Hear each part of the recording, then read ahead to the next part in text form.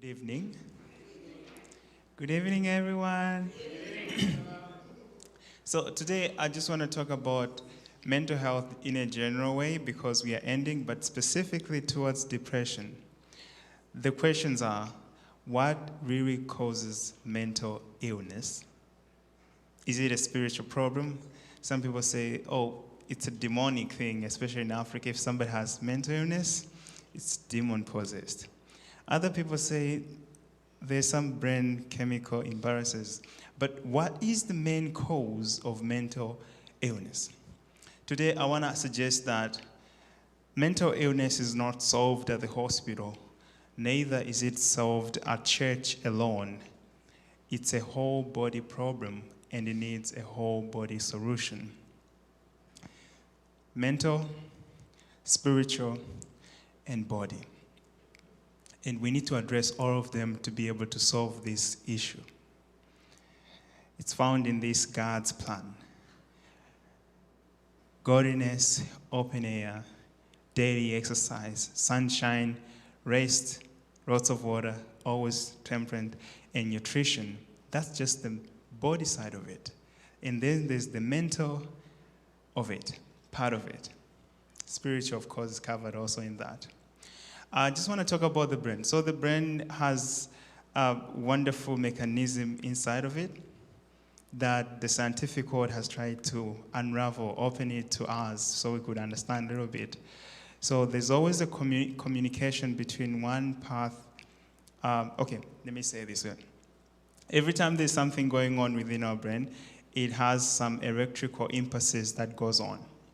An example, if you're learning how to play a piano, there's going to be a path created.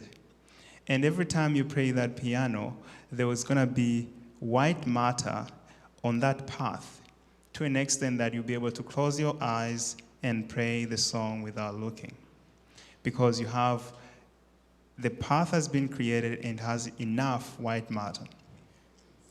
Today I want to focus on one path, which is the path that connects the prefrontal cortex and amygdala. What are these? The first, which is some people call it the limbic system, the frontal lobe and all that, has to do with decision, self-control, plans, problem solving, praying. And the other part responds to danger, feelings, emotion, anxiety. And whenever one of them is weakened, the other one kind of overtakes. So when they are balanced, you are able to control your emotions and we don't have any mental problems, let's say in that way. Connected there's a study that points out that actually stress has this thing that it affects amygdala, hippocampus, and prefrontal cortex. All of them, they get affected. One becomes so weak, which is the prefrontal cortex. The amygdala is so high. And when it's so high, a person stops working on logic and thinking, he's more into emotions. And that's dangerous. So let's solve the problem within this short time I have. How about, good, I think we have enough time. So we need to strengthen the prefrontal cortex. Mind, body, spirit. By doing like memory games, puzzle, cooking, learning new language, instrumental, skills, mathematics, problem solving, decision making. All these things are going to strengthen this part of brain, the mind. In the body, you need to keep on the new start or God's plan. And of course, avoiding the substance which we discussed previously, things like caffeine, cocoa, sugar, sweeteners, flavor, different enhancers for food, colorants, preservatives, alcohol, because we noticed that they tend to affect the way the body works. On the spiritual aspect, read the Bible, pray, have time in nature and time with God, and have these things that come from God, which will help you calm down.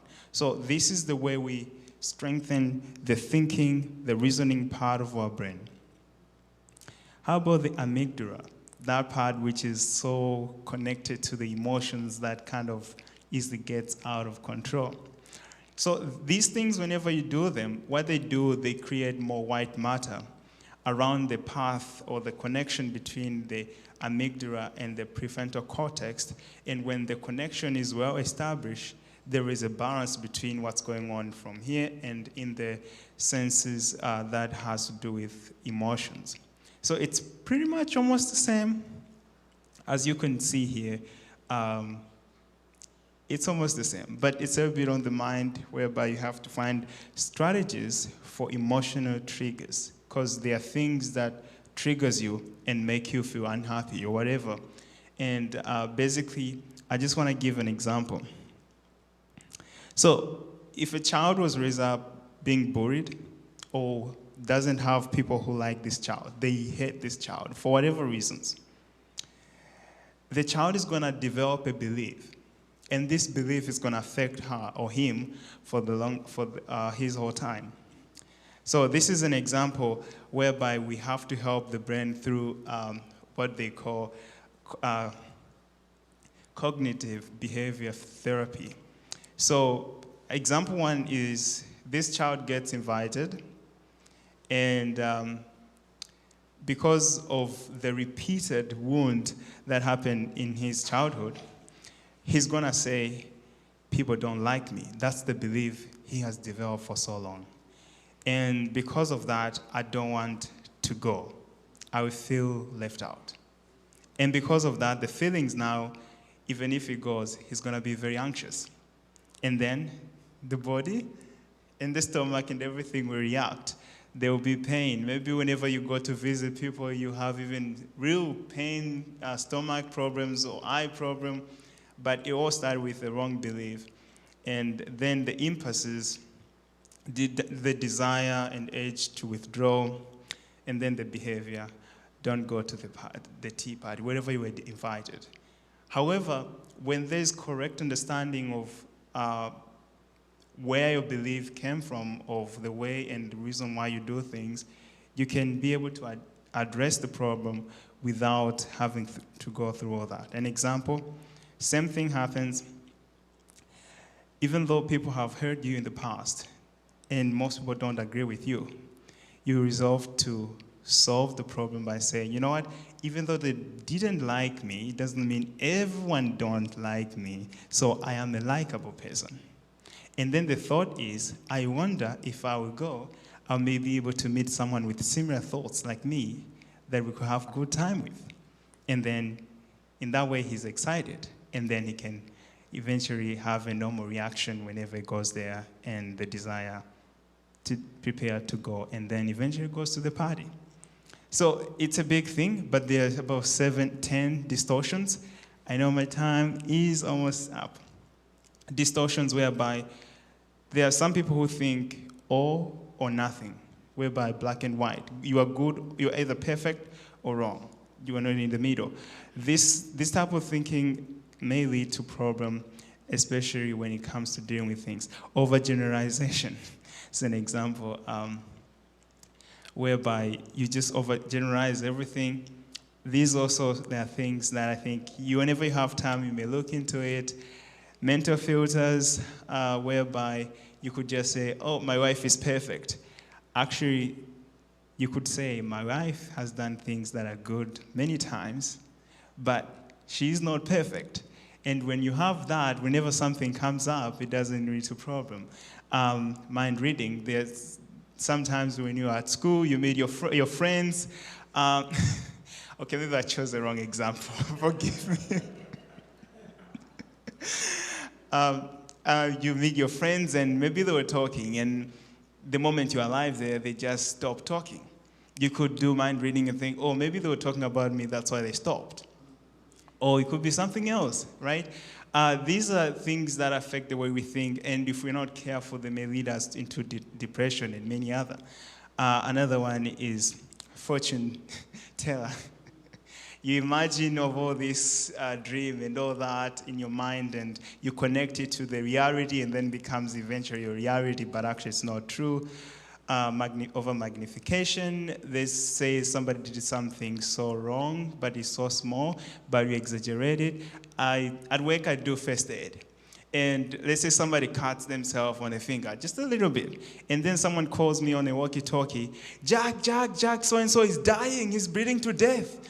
And then I come running, I just find it's just a small thing. So sometimes there's over magnification or minimization also, playing down some issues that may be very important. Personalization, whereby you blame yourself, everything. Oh no, this went wrong because of me, all this, all that. These are distortions of where we think that eventually create beliefs in us, and these beliefs in us affect the way we do, like I showed you with the example of that child. Emotion reasoning, you could reason, oh no, I only do work based on how I feel. Right now I don't feel like working, but actually it's important to not procrastinate. So sometimes you have to work even though you don't feel like working. That's an example of a distortion. Rebelling, there are many examples of rebelling people can mention. And the last one, to not take up all the time, glorifying the positive. So some people, let's say someone is a smoker. He says, I know smoking is bad, but you know what? I also know if I quit, I'll have to go through with withdrawal symptoms, right? Which is too bad. Then I don't quit. I'm just going to keep smoking. You see, it's positive in that thinking because it's going to cause pain, but you should look over that and see the good result after that. Anyway, there are many causes of depression that we'll talk about. I want to suggest that if you have time, look into hydrotherapy. There's been researches, they take one group of people, they give them medication for depression. Other people, they use hydrotherapy. And the people with hydrotherapy, they turn out to feel much better, more better than those who use pills. And also look into herbs. Some herbs that could help with less side effects. Anyway, I can explain everything, and my time is up. May the Lord bless you for paying attention for all this time you've been with me, and I give it back to the pastor. And if you are interested, you could look on the internet, or you can ask me questions. Thank you.